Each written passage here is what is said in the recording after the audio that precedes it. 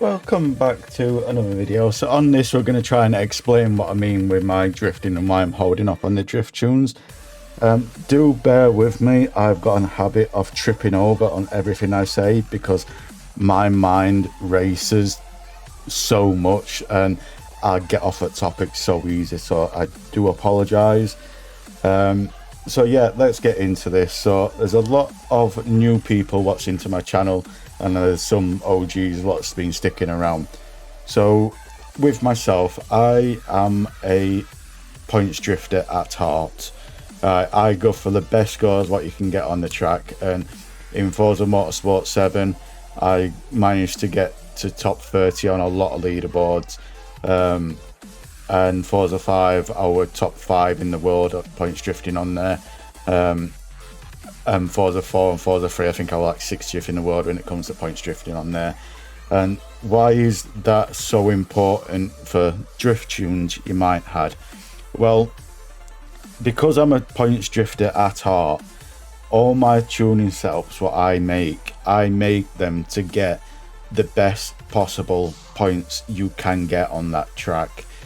And the big advantage to that, like on Forza Motorsport 7, the absolute best points drifting line you could get was the exact same to the tandem drifting line.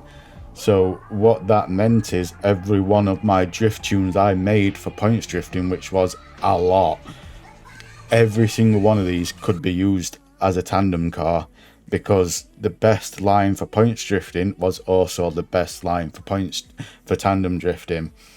And I know I'm going to get questions like, oh, why did you build your cars to get the best points? Because to get the best points on the track, it means you have got to get the best angle, the best line, best speed, like everything comes into it all to make you get points. And all this transitions across to tandem drifting, because to be able to get the best points you have got to be incredibly smooth on your angle, you've got to be incredibly smooth on your speed. When it comes to tandem drifting, what have you got to be? Incredibly smooth on your angle, incredibly smooth on your speed.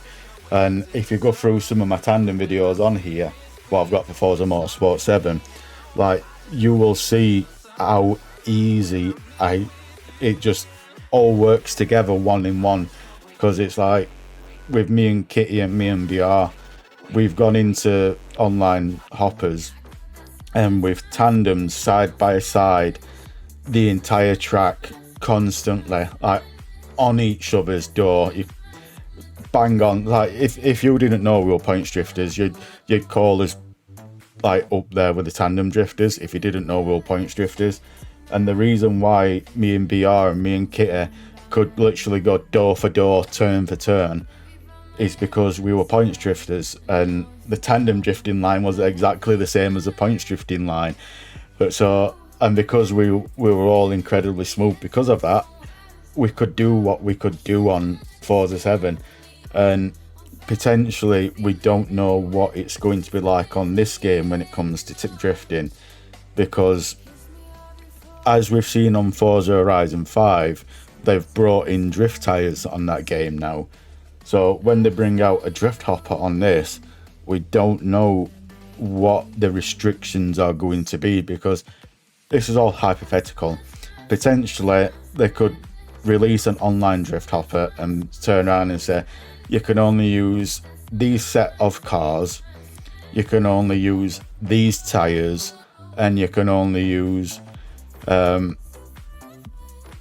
blah blah. You don't know what the restrictions going to be. So I don't want to make an absolutely amazing drift tune, in my opinion. I don't want to make an absolutely amazing drift tune to then have to spend a week remaking that drift tune to potentially fit the regulations what they might bring out, if that makes sense. So that's one of the reasons why I'm holding off on it until they do bring drifting into this game, because I don't want to have to keep re-releasing the same car you know, to fit them regulations, if that makes sense. So that's why I'm holding off on it. And when it comes to my Forza videos in general, with the release dates, I am going to try and release 2 to 3 videos a week at 6 p.m. UK time. And a lot of these videos will get recorded in advance. So, for example, say I get Monday off this week. So on Monday, I will load up Forza. I will make 4 videos or 3 videos, for example, render them out, upload them, schedule them to go live throughout the week. And the reason why I do that is because then you've always got content to watch, what's hopefully is entertaining, sort of thing. So that's why I kind of do what I do with my drifting videos, because I did say I'm on Forza 7. I'd get a week's worth of content or a month's worth of content in 1 or 2 days, and it always kept content on the channel and sort of thing. So that's kind of why I do what I do with that as well. But yeah, I hope this wasn't too much of a headache of a video to try and understand. And yeah, hope you have a good rest of your day.